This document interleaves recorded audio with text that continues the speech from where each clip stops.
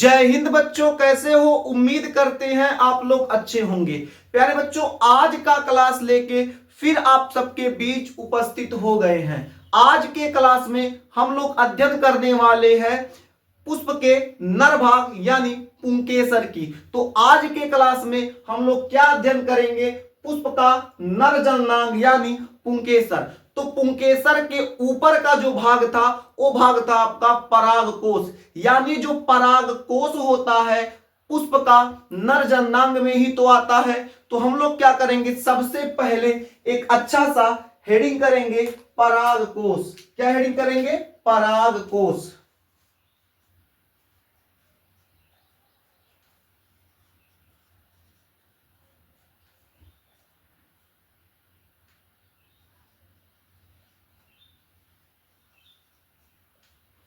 Anther. तो पराग कोश क्या होता है, सबसे पहले इसे समझते हैं। तो कल जब आपको क्लास में बताया गया था, जो पुष्प का नर जननांग था यानी जो पुंकेसर था, पुंकेसर का जो निचला भाग था डंठल नुमा, उसको हम लोग नाम दिए थे पुतंतु, और डंठल के ऊपर वाला जो भाग था उसे हम लोग कहते पराग कोश। उसी पराग कोश को आज के क्लास में हमको अच्छे तरीके से पढ़ना है। तो अगर बात करें परागकोश की, तो परागकोश किसे कहते हैं? तो पुंकेसर का वह भाग जहां पराग कणों का परिवर्धन तथा विकास होता है, परागकोश कहलाता है। आइए इसको पहले नोट करते हैं, फिर अच्छी तरीके से इसको समझते हैं।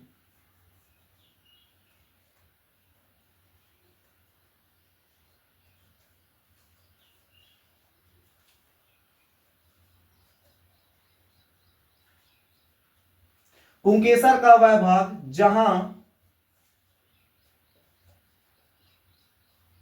पराग कणों का परिवर्धन परिवर्धन तथा विकास होता है, परिवर्धन तथा विकास होता है,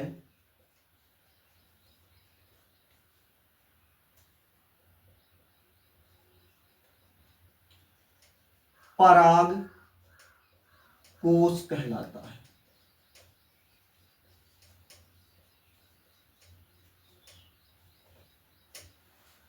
तो क्या लिखे हैं? पुंकेसर का वह भाग जहां पराग कणों का परिवर्धन तथा विकास होता है, पराग कोश कहलाता है।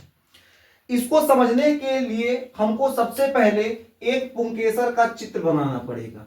ये आपका एक पुंकेसर है। ये क्या है? पुंकेसर। इसे हम लोग पुतंतु कहते हैं, और ये आपका परागकोश। तो आप लोग ये बताइए, जो परागकोश होता है, परागकोश में क्या पाया जाता है? परागकोश में किसका निर्माण होता है? तो आप लोग अच्छे तरीके से जानते हैं, परागकोश में पराग कण का निर्माण होता है, यानी परागकोश में पराग कण पाए जाते हैं। क्या पाए जाते हैं? पराग कण। ये आपके पराग कण हो जाएंगे।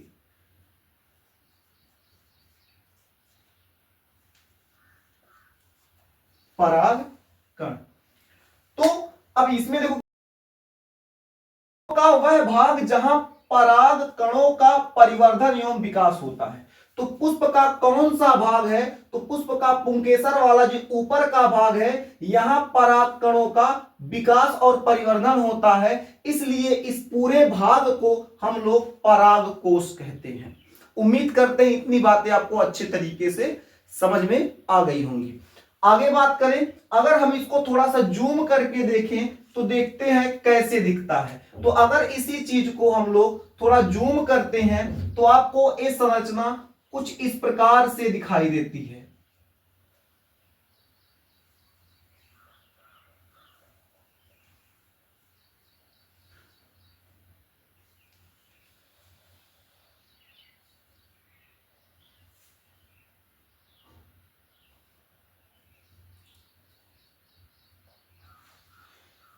ये जो संरचना आप देख रहे हैं, जब इसको थोड़ा सा परिवर्तित रूप देखते हैं तो कुछ इस प्रकार से दिखाई देता है। ये आपका हो जाएगा पुतंतु और ये आपका हो जाएगा परागकोश। और परागकोश में, ठीक है, इसके अंदर क्या उपस्थित होता है, तो पराग कण। ये जो बीच वाला भाग है, यहां आपको हम ऐसे दिखा दें, ये जो आपका बीच वाला ए वाला भाग दिखाई दे रहा है, बीच वाला, तो ये बीच वाला भाग संयोजी ऊतक होता है। ये जो कलर किया हुआ भाग है, ये आपका क्या हो जाएगा, संयोजी ऊतक। संयोजी ऊतक, ठीक है। अब हम लोग क्या करते हैं, इसको ऐसे काट के चेक करते हैं, ऐसे बीच से, यहां से ऐसे काट देंगे, काट के चेक करते हैं कि अंदर से क्या दिखाई देता है। तो इसका एक और परिवर्तित रूप अगर बनाएं तो हमारा देखते हैं कैसे दिखेगा, तो कुछ इस प्रकार से दिखाई देगा।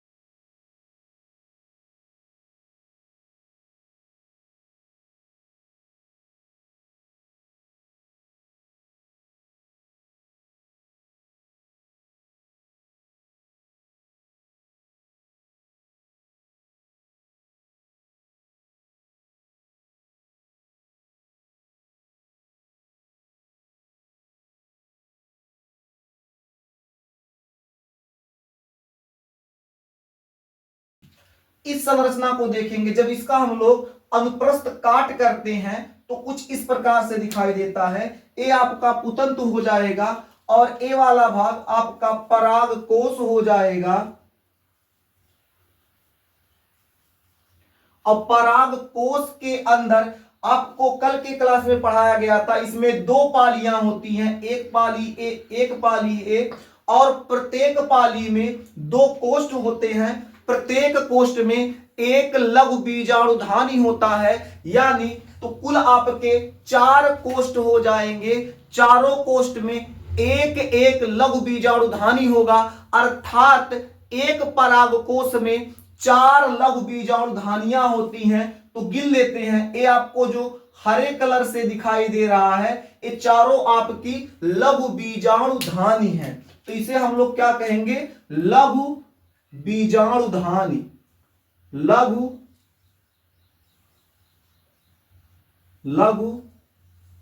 बीजाणुधानी। तो एक परागकोश में कितनी लघु बीजाणुधानियां होती हैं, तो आप कहेंगे एक परागकोश में लघु बीजाणुधानियों की संख्या 4 होती है।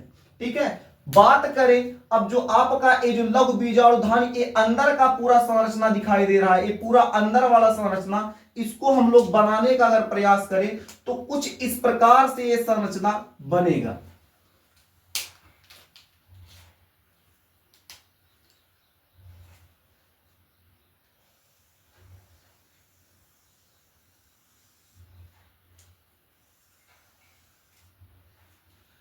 अब ये जो अंदर का संरचना आप देख रहे हैं, इस प्रकार की जो संरचना अंदर दिखाई दे रही है, इस संरचना को जब हम लोग क्या करते हैं, जूम करके देखते हैं तो कुछ इस प्रकार से दिखाई देती है। और यहां चारों जगह पर एक एक लघु बीजाणुधानी उपस्थित होगा। उम्मीद करते हैं आपको इतनी बातें समझ में आ गई होंगी। अब हम लोग समझेंगे पराग कोश की भित्तियां। हेडिंग क्या करेंगे, पराग कोश की भित्तियां या भित्ति।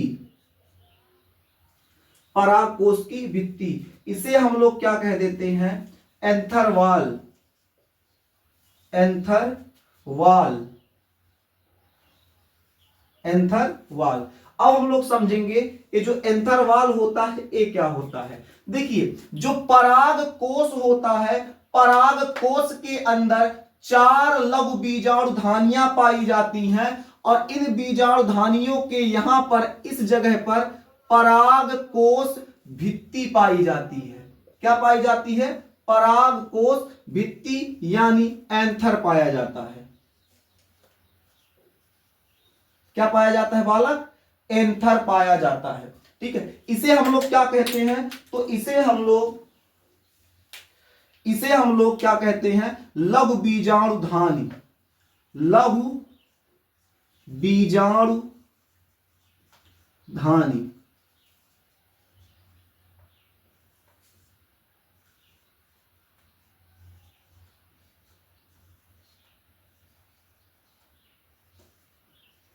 माइक्रोस्पोरेंजिया कहते हैं। उम्मीद करते हैं इतनी बातें समझ में आपको अच्छी तरीके से आ गई हैं। अब बात करें थोड़ा सा एंथर पे, तो एंथर जो होता है आपका, एंथर के 4 भाग होते हैं। पहला बाह्य त्वचा, दूसरा अंतस्थीसियम, तीसरा मध्य परत, चौथा टेपिटम। तो परागकोश की जो भित्तियां यानी एंथरवाल जो होते हैं वो कितने होते हैं? 4 होते हैं। पहला क्या हो जाएगा? बाह्य त्वचा। बाह्य त्वचा। दूसरा आपका क्या हो जाएगा?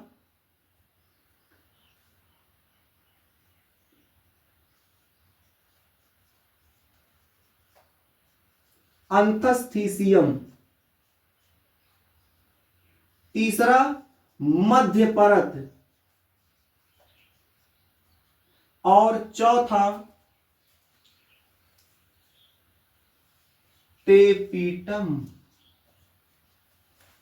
तो अगर आपसे पूछ लिया जाए जो एंथरवाल होते हैं वो कितने होते हैं, तो आप कहेंगे एंथरवाल के 4 भाग होते हैं। बाह्य त्वचा, अंतस्थीसियम, मध्य परत, टेपिटम। बाह्य त्वचा, अंतस्थीसियम, मध्य परत और टेपिटम। इतना बात आप लोग याद रखेंगे।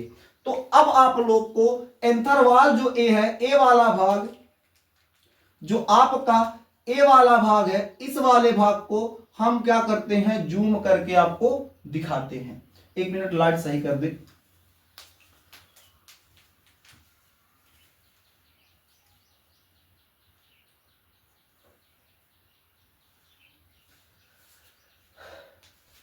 अब हम लोग क्या करते हैं? इसको जूम करके देखते हैं कैसे दिखता है।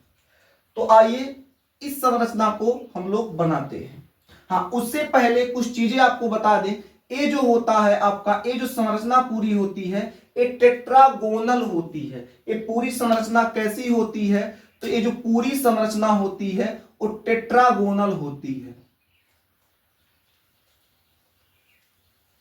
टेट्रागोनल का मतलब होता है चतुर्दशी संरचना। टेट्रागोनल मतलब इसके 4 भाग होते हैं। और आपको जब केमिस्ट्री पढ़ाया जाता है, वहां केमिस्ट्री में आप देखेंगे तो वहां क्या कहा जाता है? 2 आता है तो डाई, 3 आता है तो ट्राई, 4 आता है तो टेट्रा। तो जब 4 भाग इसके उपस्थित हैं, इस वजह से टेट्रा इसको कहा जाता है। इसलिए चारों भागों को मिलाकर टेट्रागोनल चतुर्दशी संरचना कहते हैं। उम्मीद करते हैं इतनी बातें आपको समझ में आ गई हैं। बात करें अब इसकी, अगर बात करें हम लोग, अगर इसको जूम करके देखने का प्रयास करें तो कैसे ये दिखेगा। आइए अब इस संरचना को, ये जो घेरे हुए हैं, इस संरचना को हम लोग क्या करते हैं? बनाने का प्रयास करते हैं इस पूरी संरचना को। अब आगे जगह नहीं है तो यहां बना देते हैं।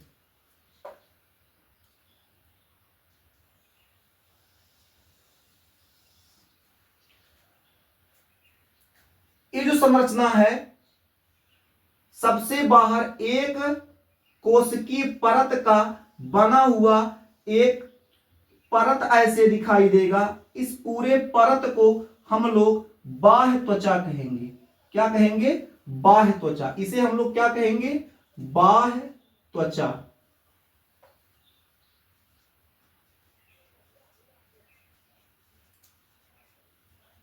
इसे हम लोग क्या कहेंगे? बाह्य त्वचा। बाह्य त्वचा के नीचे एक परत कोशिकीय संरचना दिखाई देगा, जिसे हम लोग क्या कहेंगे? जिसे हम लोग अंतस्थीसियम कहेंगे। ठीक है। अंतस्थिसियम का कार्य क्या होता है? तो अंतस्थिसियम का कार्य ये होता है पराग कोश के स्फुटन में सहायता प्रदान करना। ठीक है, ये आपका जो रेड कलर से दिखाया गया है ये आपका अंतस्थिसियम,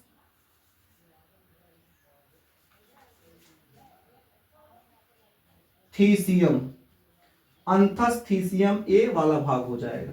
इसके नीचे एक परत दिखाई देगा, ये 3 परतों से बनी एक संरचना होगी, 1 से 3 परतों से बनी एक संरचना पाई जाती है, जिस संरचना को हम लोग मध्य परत कहते हैं।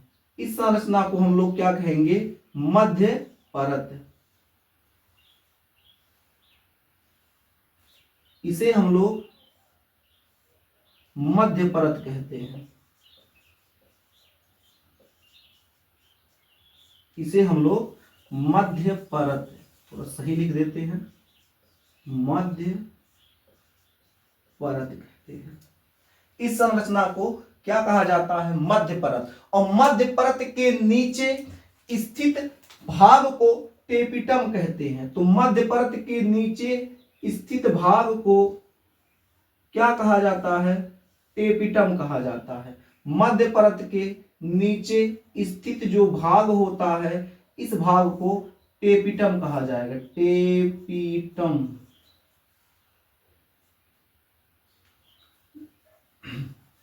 यहां बना देते हैं सामने की तरफ।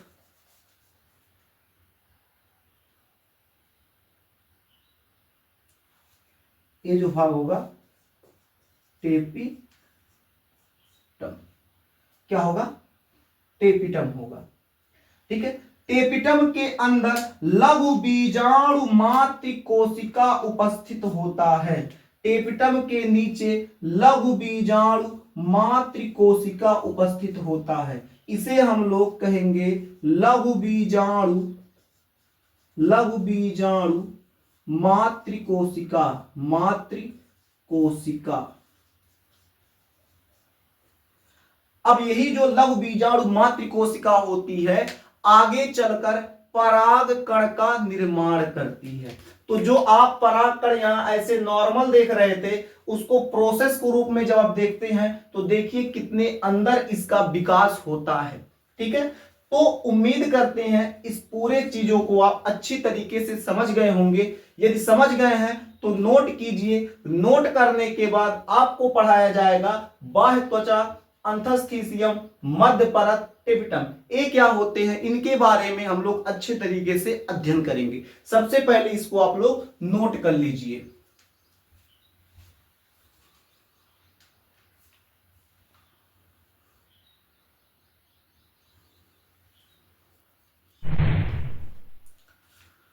अब आप लोग हेडिंग कीजिए बाह्य त्वचा।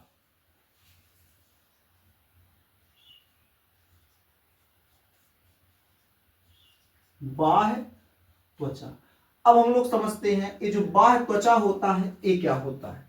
अब ध्यान से इस चित्र को देखिए। यहां बाह्य त्वचा क्या होता है? ये सबसे ऊपर का परत होता है। यह एक कोशिकीय परत होता है। मतलब जो बाह्य त्वचा होता है ये सबसे ऊपर का भाग होता है और ये एक कोशिकाओं से बना हुआ परत होता है।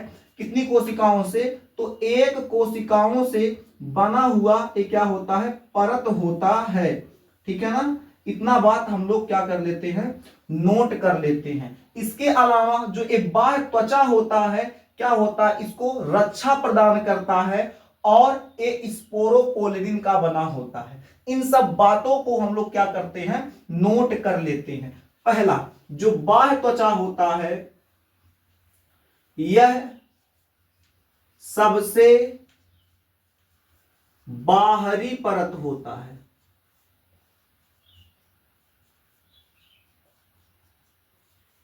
यह सबसे बाहरी परत होता है। इसके अलावा ये जो होता है एक कोशिकीय परत से बना होता है। इसे भी नोट कर लीजिए।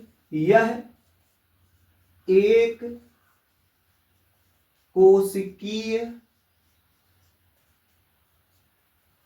परत से बना होता है।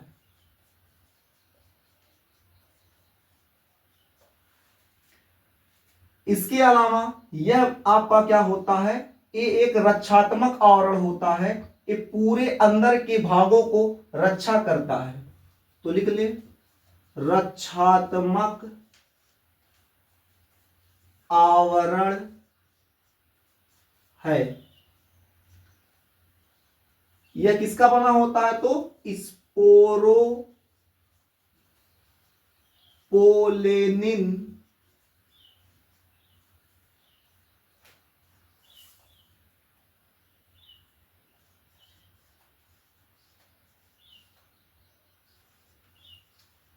किसका बना होता है, तो स्पोरोपोलिनिन का ये बना होता है। बात करें अगर अंथस्थीसियम की, ये जो ए वाला भाग है अंथस्थीसियम, अंथस्थीसियम बाह्य त्वचा के नीचे स्थित होता है। यह भी किसका बना होता है, तो एक कोशिकीय परत का बना होता है। कितने कोशिकीय परत का, तो एक कोशिकीय परत का ये भी बना होता है। इसका काम क्या होता है, स्फुटन में सहायता करना। मतलब जब पराग कोश पूरा परिपक्व हो जाता है, परिपक्व होने के बाद जो पराग कण होता है पूरा अब तैयार है बाहर निकलने के लिए, तो जब पराग कोश फटता है तो फट के जब झड़ेगा तो फटने में सहायता कौन करता है, अंथस्थीसियम करता है। कौन करता है, अंथस्थीसियम क्या करता है, सहायता करता है स्फुटन में। इसके साथ एक आर्द्रता, इसमें आर्द्रता उपस्थित होता है। आर्द्रता का मतलब होता है कि नमी रखने का इसमें गुण पाया जाता है। आइए इन सब बातों को हम लोग क्या करते हैं, लिख लेते हैं। सबसे पहले क्या लिखेंगे, यह बाह्य त्वचा के नीचे स्थित होता है। आप पहले हेडिंग कर लो अंथस्थीसियम।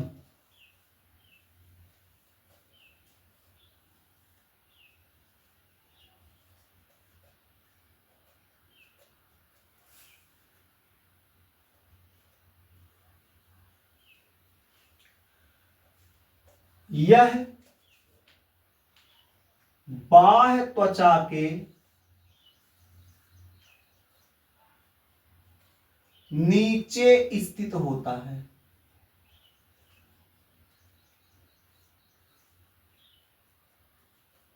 यह बाह्य त्वचा के नीचे स्थित होता है। कहां नीचे स्थित है, बाह्य त्वचा के। ये आपका बाह्य त्वचा हो जाएगा ब्लैक कलर से, और नीचे आप देखेंगे उसी के नीचे ये अंथस्थीसियम उपस्थित है। अंथस्थीसियम किसका बना होता है, तो ये भी देखिए एक कोशिका से बना हुआ परत है, मतलब एक परतों से घिरा हुआ है। तो इसको भी लिख लीजिए आप लोग, यह भी एक कोशिकीय परत से बना होता है। इसके अलावा ये जो आपका अंथस्थीसियम होता है, ये आर्द्रता, मतलब इसमें आर्द्रता उपस्थित होता है, जिसे हम लोग आर्द्रता ग्राही कहते हैं। तो इसमें क्या होता है, आर्द्रता ग्राही उपस्थित होता है। ठीक है, लिख लें, ए आर्द्रता ग्राही होते हैं। आर्द्रता ग्राही का मतलब क्या है, नमी रखने का गुण, थोड़ा बहुत अपने अंदर नमी को रखते हैं, अर्थात नमी रखने का गुण पाया जाता है, पाया जाता है। इसके अलावा जब आपको अभी थोड़ी देर पहले बताया, जब परागकोश परिपक्व हो जाता है, इसमें परागकण परिपक्व हो जाते हैं परागकोश में, तो ये फटता है, फट के ये झड़ने का प्रयास करते हैं। तो स्फुटन में क्या करता है, इसको फटने में, स्फुटन मतलब होता है फटना, तो स्फुटन यानी फटने में इस सहायता करते हैं। तो इसे भी नोट आप लोग कर लीजिए, ए स्फुटन में सर्वाधिक लिख लीजिए, मतलब सबसे ज्यादा, सर्वाधिक सहायक होते हैं। ये स्फुटन में सर्वाधिक सहायक होते हैं। इसके नीचे का जो परत है, इसके नीचे के परत को हम लोग मध्य परत कहते हैं। तो आप लोग हेडिंग कर लीजिए मध्य परत।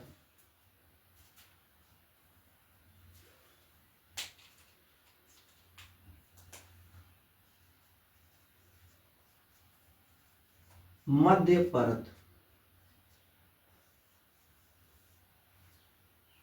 मध्य परत। मध्य परत को अगर आप देखिए तो मध्य परत अंतस्थीसियम के नीचे उपस्थित होता है या फिर नीचे स्थित होता है।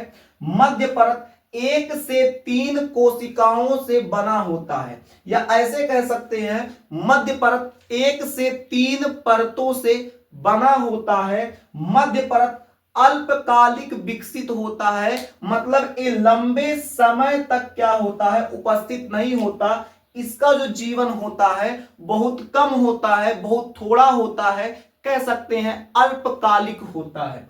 तो इसे भी नोट आप लोग कर लीजिए। तो क्या लिखेंगे, सबसे पहले ये जो होता है मध्य परत अंतस्थीसियम के नीचे स्थित होता है। यह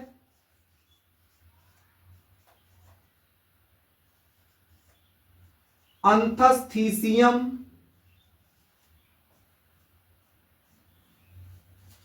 के नीचे स्थित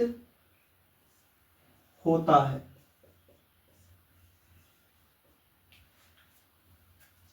कितने परतों से बना होता है, तो 1 से 3। यहां आपका 2 उपस्थित है, तो 1 और 1 से 3 के बीच, यानी 1 से 3, 1 से 3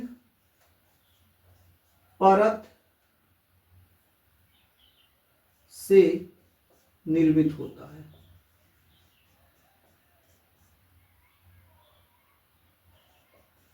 निर्मित होता है। अल्पकालिक विकसित होता है, इसे भी नोट कर लीजिए। यह अल्पकालिक होता है।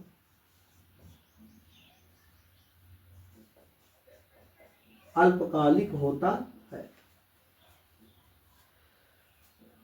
इसके अलावा जो परिपक्व परागकोश होते हैं, परिपक्व परागकोश में मध्य परत अनुपस्थित होता है, यानी जो परिपक्व परागकोश है उसमें मध्य परत नहीं पाया जाता है। इस पॉइंट को भी नोट कर लीजिए, यहां नोट कर देते हैं। परिपक्व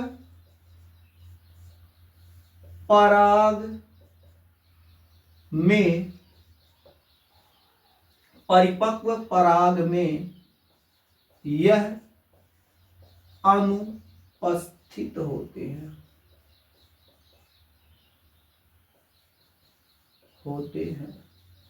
जो परिपक्व पराग होता है, परिपक्व पराग में अनुपस्थित होते हैं, यानी जब पराग परिपक्व हो जाएगा तो उसमें मध्य परत आपका नहीं पाया जाएगा, अनुपस्थित होगा।